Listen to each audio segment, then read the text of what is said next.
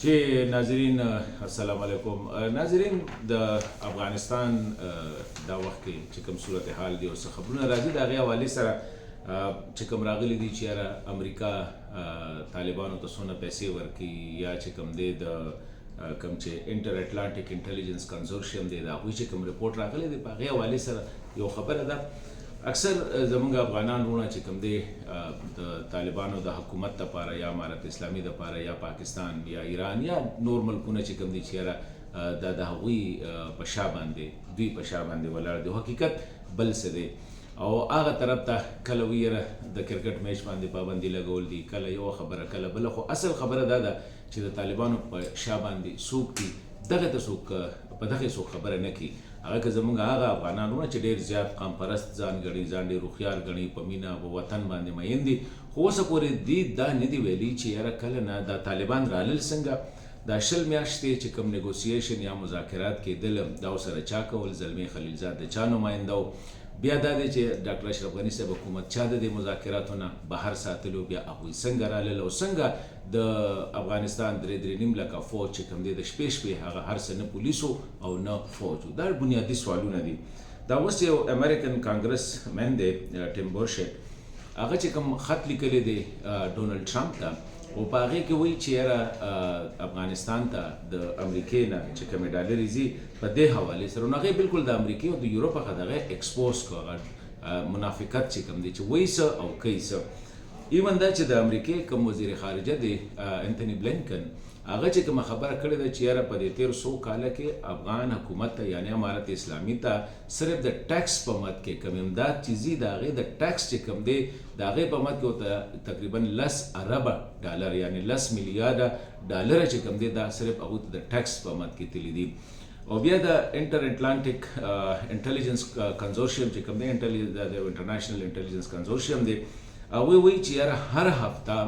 افغانستان ته تقریبا 80 میلیارډه یعنی بلین اربه ډالره چې دی 80 میلیونه ډالره چې دی د افغانستان ته د امریکې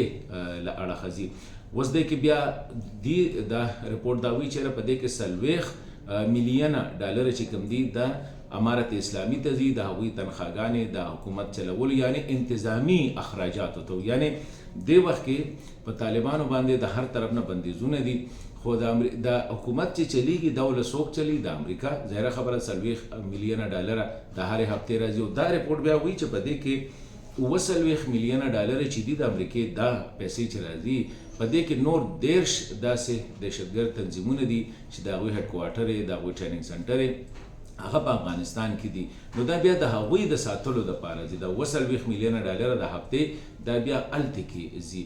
نو اوس دا دی چې دا د چا خلاف دلته کې د امریکې څه اهداف دي او بدقسمتي دا ده چې دې طرف ته یو افغان یا یو کس هم اشاره نه کوي چې یاره که طالبان د زنانو سره زیاتې کوي یا اپوزیشن سره زیاتې کوي یا سخت دریځه دي، دا هر څه چې دي په دې باندې که چېرې امریکا وغواړي نو که دا پیسې بندې شي نو د امارت اسلامي یوه هفته نشي چلیدلی، خو په هغوی باندې اعتراض نه کوي. وجه ولې نه کوي؟ اوس دا بنیادي سوال دی. دغه شانتې په قطر کې چې د امارت اسلامي کوم دفتر دی هغې ته په هره میاشت انتظامي اخراجات یعنې د هغې د چلولو دپاره چې دی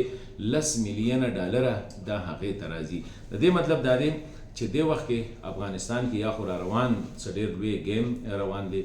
ځکه چې امریکا نه صرف امارت اسلامي ساتي او چې کله ته د امریکې په پیسو باندې نو بیا به ته څومره ازادې. د دې مطلب دا دی چې امارت اسلامي کومې فیصلې کوي آیا د امریکې ورسره په دې کې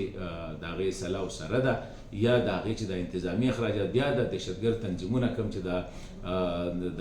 د انټر اټلانټیک انټیلیجنس کنزورشیم وایي چې د 80 میلیونه ډالر راځي د هفتې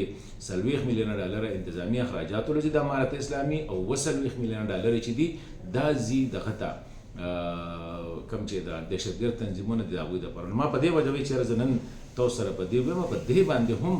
سوال اوچتول دي او امریکې له هم پکار دي، یورپ له هم پکار دي که چېرې دوی هغوی فاینانس کوي واقعي، اگر چې طالبان د دې نه انکار کوي، خو دا اوس د امریکې کانګرس ته دا خبره لاړله، نو دا خبره چې کوم دی پکار دی چې په دې باندې بحث وشي.